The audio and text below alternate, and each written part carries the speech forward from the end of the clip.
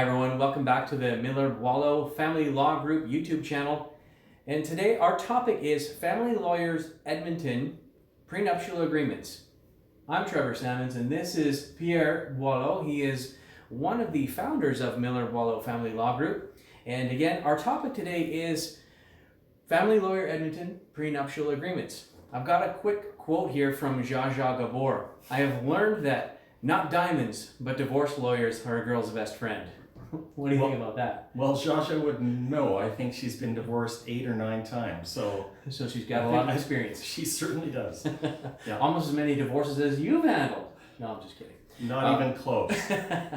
So here's a quick statistic for you guys. 40% of first marriages, end in divorce. Wow. So the story that we've got here, Pierre, maybe you can share us a little story about the prenuptials. Certainly. So we often see prenuptial agreements where people are getting married for the second time or third time. Okay. But that's not exclusive to those individuals. There are other instances where people have specific wealth that they want to protect, or a family trust or a family business. So it becomes important for them to consider having a prenuptial agreement before they get married. Sure, that makes a lot of sense. So I've got a list of questions for you, Pierre, and okay. I know you're the right guy to answer the questions. So for those of you who may not have seen this before, for our audience, what is a prenuptial agreement?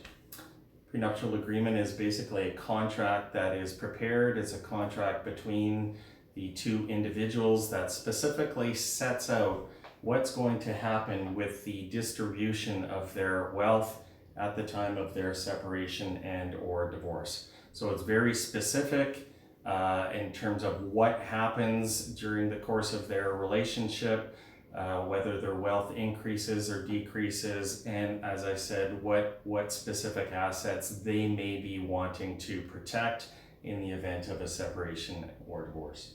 Okay. Now, what is the cost of a prenuptial agreement? Is that a set fee or does that vary? It does vary. I'd be reluctant to say that there is a set cost because it's really fact driven. Sometimes there is great urgency in getting these agreements prepared, or there is very significant wealth that one of the parties is wanting to protect. I think there's other factors that we look at in terms of a cost of a prenuptial agreement. Best to have that discussion with the lawyer when talking specifically about what it is that you're wanting this contract to do. Sure, that makes a lot of sense. So next question for you is, what should I consider for a prenuptial agreement? So one of the things that I think you want to think about is, again, going back to that, are there particular assets that you want to protect? Are you wanting the agreement simply to crystallize values as at the time of the marriage, and those are going to be exempt from distribution in the event of a separation or divorce? Or is it, as some prenuptial agreements, what's mine is mine, what's yours is yours. So basically what I bring into the relationship, what further wealth I acquire through the relationship, that will always remain mine, and my partner will never ever share in that. You need to consider whether or not you and your partner are going to have children or not. That plays into it. Some people want their prenuptial agreement to deal with the distribution of their estate in the event of their death. I don't necessarily recommend that, but some people are very keen on doing that. So that's a good starting point. Again, there may be other things to consider and think about once your lawyer has a better idea in terms of what it is that you want this contract to do. Right. Excellent. Now, can both parties use the same lawyer to prepare and finalize the prenuptial contract?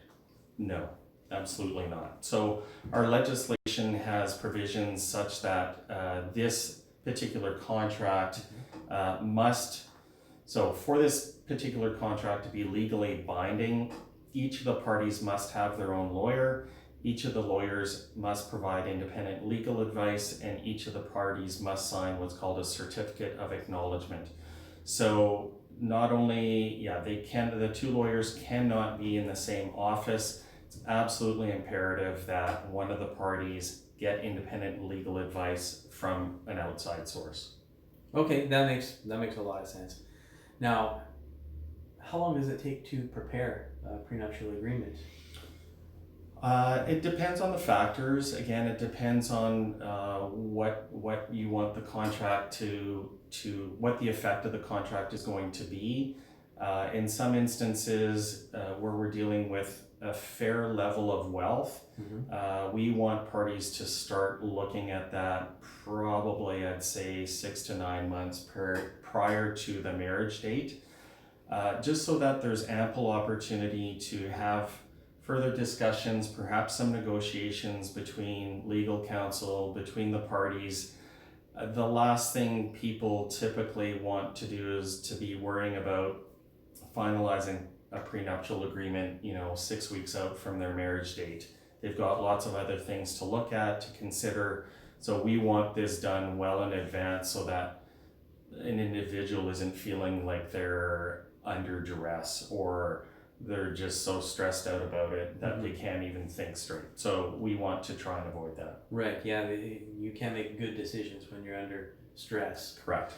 Now, what if your fiance or partner refuses to negotiate a prenuptial agreement? What happens there? That's a big problem because at the end of the day, you can't force them to sign off on that contract. As I said earlier, that contract to be legally binding, legally enforceable, you need 2 lawyers. Those lawyers need to sign certificates of independent legal advice. I would say that perhaps you would try and uncover why it is that your partner is reluctant to negotiate. What are they afraid of? And it might just be an education piece, perhaps. Maybe they've just heard horror stories about these types of contracts, but they don't know enough about them. And so I would ideally try and maybe suggest that individual at least sit down with his or her own lawyer, just for the education piece, because maybe it can be a resolvable issue. Right. That must be uncomfortable. It would be. Yeah. The next question that I have for you, is there any paperwork that we need to provide to our respective lawyers? Yes. So absolutely imperative is a very detailed accounting of certainly their assets and their liabilities with some supporting documentation. Typically, we also want to get some information as it relates to their income streams. So that might be, 2-3 years worth of income tax returns or some, T4s, T5s, something like that. But we absolutely need to ensure that both parties are exchanging their full and complete financial circumstances one to the other. Okay. Now, how can I be sure that my prenuptial agreement will be valid? Well, it will be valid so long as you meet the requirements of the legislation. So if you don't have the specific criteria, the lawyer's not going to be able to give you any assurances that this contract is going to hold up in court at a later date if one of the parties decides to challenge it. So again, it's the certificates of independent legal advice, it's the Property Act acknowledgements. Those are absolutely imperative. Okay. Now, can a prenuptial agreement be revised? It can, and parties do that. Sometimes they set a specific review date, or it might be a particular occurrence that brings them back to the table to try and review things.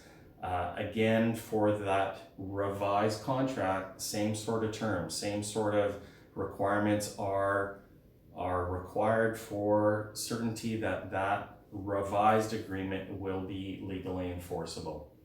Okay, now the last question I have for you is, do prenuptial agreements become void after a certain number of years of marriage? They do not. That is a misconception of some parties that after a certain number of years of marriage or of cohabitation, that for whatever reason they believe this contract is simply going to fall to the wayside, is going to become void. That is not the case. Do not believe that that is the case. Don't listen to people who tell you that.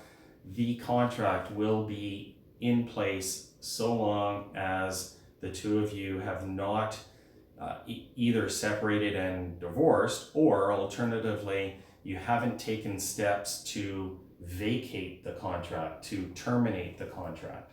I see. So there's a lot of things to know about prenuptial agreements, and Pierre is one of the guys you need to talk to. You need to get a hold of him at Boileau Family Law Group and just have a conversation with him so you can get the process started.